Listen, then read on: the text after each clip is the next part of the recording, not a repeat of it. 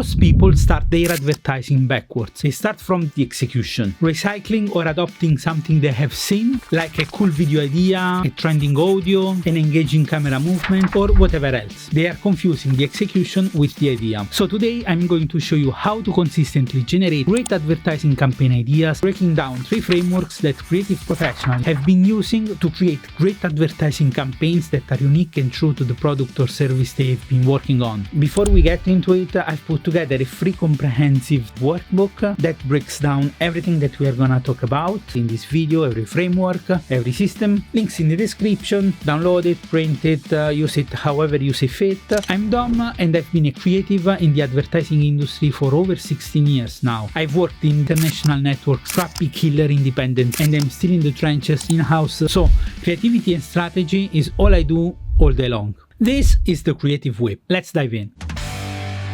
Framework number 1 is the dig system. This is to define. If you don't know what you are solving, you can't solve it. So here we are defining the brief strategy and we make it as sharp as we possibly can. But when you are in an advertising agency or in a more structured in-house environment, this step might look a little different because you will have strategists that you will be working with or they will be doing it for you. In all these cases, the process goes much more in depth, of course, but for the scope of this video, we are looking at the process tailored for creative development and creative strategy. So, ever heard of the saying garbage in, garbage out? When you hear it, this is it. To land a great idea, you need a sharp brief. And for a sharp brief, you need to answer as best as you can to crucial questions that help you to define and lay down the foundation for the work that we will be doing later. The more surface level you are in this stage, the more garbage in you will get. So the more garbage out you are gonna get. So I call it the triple W system. What, who, and why. For the first W, we ask, what's the goal of this campaign? What's the goal of this ad? Is it awareness? Is it conversion? Is it engagement? Is it something else entirely? What is the one business problem are we trying to solve? What do we want the audience to remember after they come in contact with our creative? We need to be super clear on the goal and write everything down. The second W is whom. Who are we talking to? Please don't come with generic age groups because these are not very useful in this stage. We need to understand who they are, what they like, why they like it, where they hang out, what makes them tick, what keeps them up at night, what gets them out of bed in the morning. We want to know what they had for dinner last Wednesday night. And if you can, please get into the psychographics because this gives so much insight. I know that's not always possible, but if you can, please do. Finally, the third W is why. Why should anyone care? Why should this matter to them? What is the unique proposition? Please resist at all costs generic fillers like we use quality products, we use quality ingredients, we value design, we source material from the greatest places on earth with the purest air and water and the fluffiest animals you will ever find. Like, unless you go super over the top and we do a round trip to Crazy Town and we make it absurd and enjoyable and engaging to watch, unless we do that, the truth is that nobody cares. Nobody cares how it's made,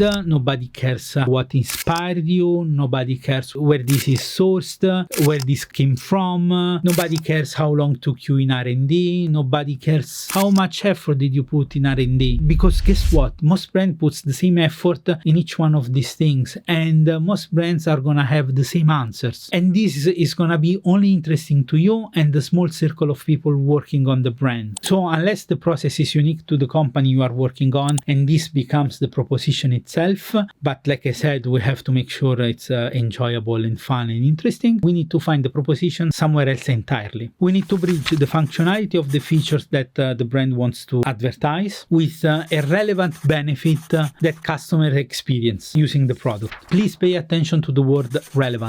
Can't stress this enough. It has to be something that's relevant to them, something they care about, not something that we find interesting or that we think they can find it interesting. This is not the time to guess or be subjective. We need to answer to the question, what's in it for them as best as we can? Why us? Why this brand and not the competition? Can't stress enough how much this is important. And again, write everything down. If you don't want to go wrong, wrong, start always from the truest thing you can say about the product or service. A transformation, a benefit that's relevant to the customers. Why do they need to care? That's the crucial question. We need to find a distinct benefit of the feature. Even if we find a negative one, don't underestimate the power of negative. That can be much more powerful. There is always a way to spin it around. Remember that with truth and honesty, you disarm distrust. So the sharper you are here, the more chances for a great idea down the line you will have. If you are lucky to work with good strategists, this will be most likely handed over to you already well packaged, even if it's quite rare that you don't have to touch it, even ever so slightly, just to adapt it to the way you prefer to work. Because like everything in advertising, everything is subjective, everyone works in a slightly different way, so you always fine-tune it to the way that makes the most sense to you. So remember to ask as many questions as you can to make sure that all the information you need emerge. Never censor yourself. Ask all the questions, even the one that you find more stupid. There are no stupid questions here. Actually, in my experience, the stupider the better. So let's move on framework number 2. Framework number 2, now it's time to ideate. This is the 3-step ladder model. And this is the bit that I personally enjoy the most because you get to use your imagination to come up with creative solutions to a business problem. But because of the organic and messy nature of the process, we need rigor and structure because it's very easy to get carried away and veer off course. And also that's why it's very important that we lay down solid foundations in the first framework. Otherwise, it's literally jumping into a taxi but not knowing where to go. So the first step of the ladder is the insight. Let's define what's an insight. Once again, this definition can change from person to person. There can be nuances, there can be little different interpretations because everything in advertising is subjective. So my advice is hear as many definitions as you can, as many point of view as you can, and make yours the one that makes most sense to you. So some people define the insight as a human truth or as a universal truth of the human behavior. Personally, I believe that these definitions are a bit partial or a bit too simplified and sometimes can be misleading, especially for the less experienced, because not everything that's a human truth is an insight or it's a good insight or can work as an insight. It's true that every insight is based on a human truth, but not every human truth can make an insight. So in my opinion, what happens is that insight gets confused with observation. So for me, broadly speaking, I refer to insight as a new way to see a problem. So for example, after you get under the hood of the brand and you do a deep search, which part of it can come from a market research done by strategists, so that can include consumer behaviors, buying behavior, target audience research, interviews, but also looking at marketing, at the advertising, looking at blog posts, look at comments of social pages, social listening, very important, etc, etc. After you get through all this, you will get to an observation and you will see patterns, and the observation will emerge from all this information you went through. So the insight simply adds on an explanation to this observation that emerged. And also the explanation needs to be true based on what emerged from the research. So an observation plus the explanation all in one package. Then if this explanation is going to be a new way for your audience to see a problem, you are going to have a very strong insight. So at this stage, it's not about reinventing the wheel or inventing anything at all for that matter. In this stage, we are not coming up with anything. In this stage, we are just uncovering. It's about interpreting what comes out from the research. So you find the insight, you uncover it, you don't come up with it. And on that note, I'm going to come up with one just for the sake of explanation, but don't do it. Say you are working on a brand that makes pre-cooked meals, and during the research you find out that single parents struggle to cook nutritious meals every day for their kids. That's a truthful observation that can come out from the research. Then you add the explanation and you ask why this is happening. Let's say because it could be they have no time, they are too busy working. You just need to make sure that this explanation also is backed by the research. You don't have to invent invent it. When you are working on a real brief, make sure that both observation and explanation have true foundations in the research. So now we know what's an insight. The observation plus explanation. Single parents struggle to cook nutritious meals every day for their kids because they are too busy working. Now that you know what this is, it's a good moment to introduce you to an important distinction that we have to make between strategic insight and creative insight. What we have just discussed now, single parents struggle to cook nutritious meals every day for their kids because they are too busy working, that's a strategic insight because it comes directly from the research. It requires a degree of interpretation, but mainly comes directly from the research. While the creative insight takes this and brings it to a human level, explaining a human truth, a psychological quirk, a behavior. In the creative insight, we are looking for that human connection. We are looking for a relatable behavior, something that opens up to the consumer's mind. So going back to the single parents example, as a creative, you will look at this from different angles and through different lenses. For example, do we want to point out how guilty you feel when you are not able to cook for them? Do we want to highlight how actually resourceful you can be when you are under pressure so we can empower them? Do we want to find a cheeky cheat sheet? Do we want to go more toward the taste angle? So again, we start writing everything down and we start exploring all the possibilities, all the different angles, and we can start saying something like, I don't know, for busy parents, the kitchen is not a place to cook, it's not the place where you cook, it's actually a shame room. It's a place where you have to work past every day that reminds you of your shortcomings. Another angle could be something like, the battle against the clock, it's not about the cooking, it's actually the feeding, because the feeding becomes a daily dinner standoff between the tired parent and the picky eater. And we can nudge it a bit further down this road of the feeding getting away from the actual cooking, because feeding it's part of the meal experience. And when you are a parent and you are not just time poor, but you are actually time broke, because I don't know, you might work 2, 3, 4 different jobs to keep everything running, you are very conscious that you have very little time, and if you spend all the time cooking, there is none left for the feeding, and the feeding can take even longer than the cooking, because what happens if they don't like what you cooked, or if they don't feel eating that night? Do you see what just happened here? Do you see how we started a hypothetical real life scenario and we started going down? You see how we started from the analytical strategic insight and we got into a human level and started getting into the shoes of the parents, start thinking like them, thinking of their problems, thinking of their point of view through their lenses. And this is literally super top level. We are not even touching the surface, let alone scratching it. So in this stage, you must look at the problem through the consumer's eyes. We have to become them. And also see how each one of these angles already starts shaping the creative direction. You can already see some ideas popping up from the page. So you can start the what-ifing. So what if every time a parents walk past the kitchen, we find there is an audience in the room watching them, an audience like you would have at the cinema, a theater, or a tennis match, even better tennis match, because there is a bit of interaction there. So they watch, they judge, they comment what you do, they comment what you don't. Then we keep going.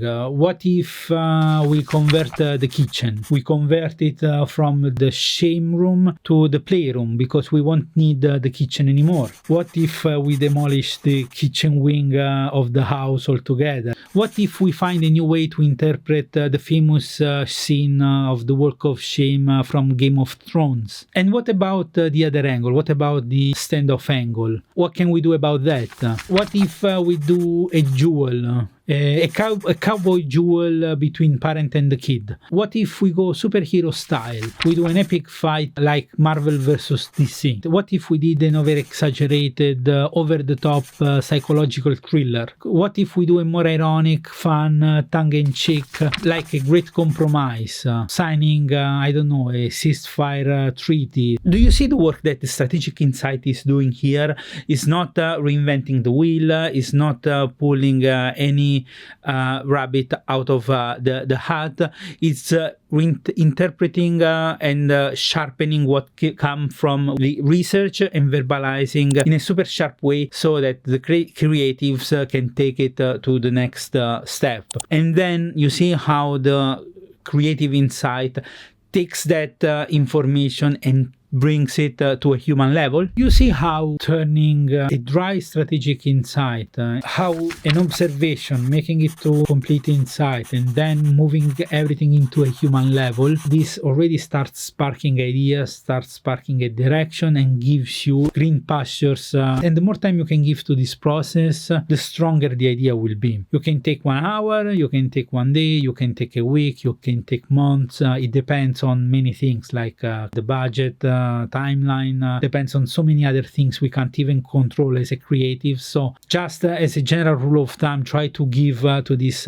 phase as much time as you possibly can. Anyway, as you have seen, this stage is not about the product like the proposition would be. We haven't even mentioned the product because here we are looking at relationships and behaviors between people and product or service or even the category in general. And we are looking to spin them around with lateral thinking. We are looking for a common shared sentiment or a behavior. It's about uncovering an interesting observation about how people interact, behave, talk about the product or the service, explaining it and adding an unexpected spin to it. So where do we find this? The first place I usually go, it's Reddit, subreddits, read comments, find the complaints, the quirks, the flaws, then articles, books, social pages, wherever you can find nuggets. Of course, a good place to go, it's always the comments of social pages of the brand. And if the brand can provide some influencer content that they haven't published, where they have the influencer talking off the top of their head, that comes more genuine, usually you can find nuggets here and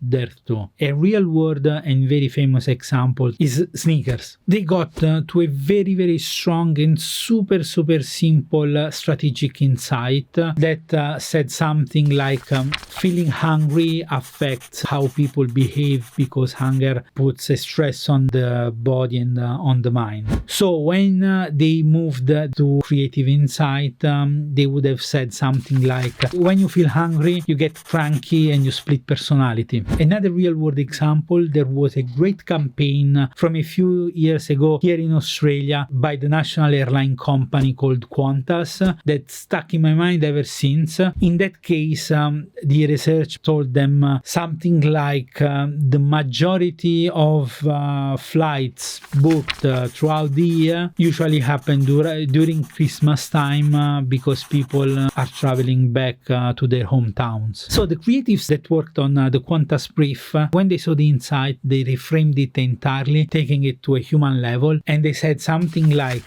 the people we love the most are our destination. So they moved the focus from the city, from the actual destination, to the reason why we are traveling, to see the people. So they personify that. We are not going back to a city, we are going back to a person, family, to friends. Do you see how this feels different? Do you see how taking it to a human level, you already start feeling in a different way about it? And looking them from a different angle makes them feel new and fresh. You can't have a little bit of an insight. You either have one or not.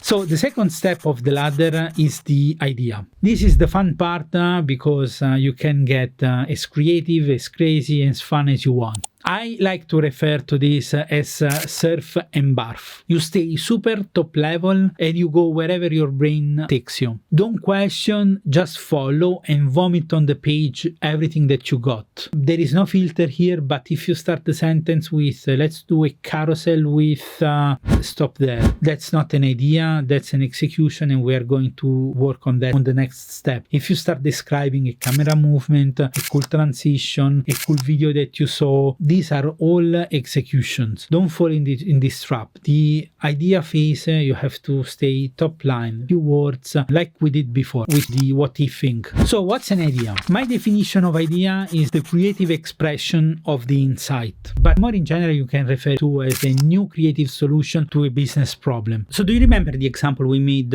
just a moment ago about the airline? Creative insight there was the people we love are our destination. So when the creatives got to the idea phase, they said, okay, what does this look like? What's the idea? So they said something like, the idea is we turn destination into people. The people becomes the destination, becomes the airport. A person becomes the airport. So you travel from Melbourne to your mom, from Sydney to your sister, from Darwin to your son, and they verbalized it with a tagline, whoever your destination. Whereas for Snickers, if the creative insight was when you are hungry, you change personality, you become irritable, the idea becomes when you are hungry, you literally become someone else. That's the idea. And they verbalized the idea with a brilliant tagline, you are not you when you are hungry. But the tagline usually comes in the execution phase, which is the next stage. In both cases, do you see how the creative insight already shaped the creative direction? When the insight is strong, like these examples, you can find many ideas within the same insight. That's what a strong idea does. It spawns. One insight can give you hundreds of ideas, and each idea can give you a lifetime of executions. This stage, though, is where most people give up too early. They think about and they write 10, 20 ideas. They pick the least bad one and they move on. You need to write at least 100 ideas to get one or two good ones. So not 10, not 20, not 50. You have to get to 100 at least. And this is the part that nobody talks about because it's not really glamorous. It's quite hard. It's a very uncomfortable process. It's messy. It makes you feel you have no idea what you are doing. It makes you feel you have no idea where you are going. It makes you doubt yourself. It makes you doubt your skills. It makes you question your life choices and what brought you there in that moment. And this is every time, at every stage, no matter if you are just starting or you are 30 years into the career. This, it's for everybody. But when it clicks, it's really addictive. And also it's very fun when not frustrating. And this is what work in progress, what feels and looks like. It's messy, it's chaotic, it's full of twists and turns, but you have just to surf it. Don't think too much about it. Just barf everything out, from the stupidest thought to the most nonsense ones, to the most absurd one. Vomit on the page. Everything. The first idea that come out usually are the most obvious ones and the ones that most likely all your competition is also thinking about. But sometimes I know, it can happen that you strike gold immediately, but that will come later with more experience. Also, because they are the ones that feel more familiar, that your brain might have seen something similar already, so you are reinterpreting it. So you need to go through these 20, 50, 60 ideas first to get to the good ones, to the interesting ones, to the ones that makes you stop and think, we got something here. That's why you don't filter, you just write everything down. You don't stop to evaluate whether something is good or bad, brilliant or stupid. This is not the time and place to do it. Just throw it all up, just your brain, pen and paper. You don't need anything else. And then there is gonna be the idea that surprises you, the one that you are gonna think, where the hell this came from? And it's gonna be most likely the ones that you are going to keep and you are going to work on and flesh out more. And they are never gonna show up before idea 50, 60. And then look, with experience can come down the number a bit, but not that much. So remember, you, pen, paper, no filter, that's it. That's all you need. We can now get to the final step of the ladder. This is the execution. This is how we bring our idea to life. The execution is a way to deliver the idea. For example, if I tell you, let's do a before and after that shows you how you are before using the product and how you are after using it. Does that sound familiar? Probably every brand that used this technique. Snickers used it too to deliver the idea you are not you when you are hungry. But they made it feel so fresh and new that didn't even notice, didn't get in the way, they didn't attract any attention. The attention was just on the idea. It didn't get in the way of delivering the idea. They could have used literally any other technique and the idea was still super strong and hold up. So the execution becomes simple before and after, slice of life shots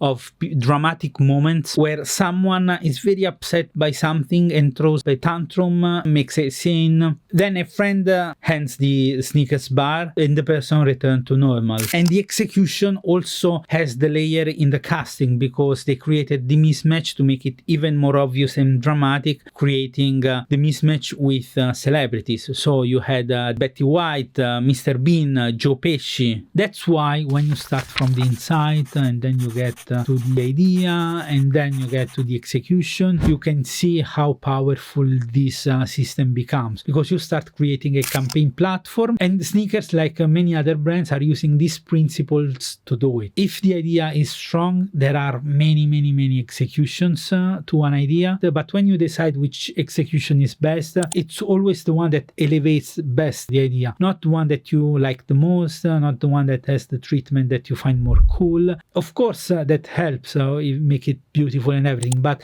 has to be intertwined with the idea. It has to be relevant also for the idea. You need to put your personal taste and your personal preference aside and do justice to the idea. What's best for the idea versus the one that you think it's cooler or be more aesthetically pleasing, for example. So going back to the airline example, they executed it beautifully with heartwarming billboards, digital and whatever else they did, but with a super simple image and actually even cliched image. Like if I told you, imagine two people hugging at the arrivals after they haven't seen each other for a while. These are exactly the images that they used. The headline was super simple too. They mimicked the abbreviation code that you have of the airport and they personified the destination, and they also used that as a visual device to reinforce the personification. So one subject became Sydney to sister, another one Darwin to son, another one Melbourne to mum, so on and so forth. So you see how going through this process you can take something as cliche as a uniting hug in the airport for an airline nonetheless, but looking at it from a different angle and adding a new spin to it. Something like that can become fresh again and can speak directly to the people it needs to speak. As a matter of fact, it resonated a lot with me as well because I too live far from my extended family. So when I saw it, it clicked immediately, and not from an insider or technical perspective, from a proper customer. And now every time I need to book a flight, I always think of that campaign, which that's the objective of great advertising. So you see how the strategic insight is grounded in the research. The creative insight takes that and brings it to a human level, staying true to the strategic insight, but creating the emotional connection. The idea makes the creative insight land, and the execution wraps everything up. That's why the execution is literally the last step. So that's why if you start from the execution and you skip all the steps before, you only get to a generic surface level, one-off piece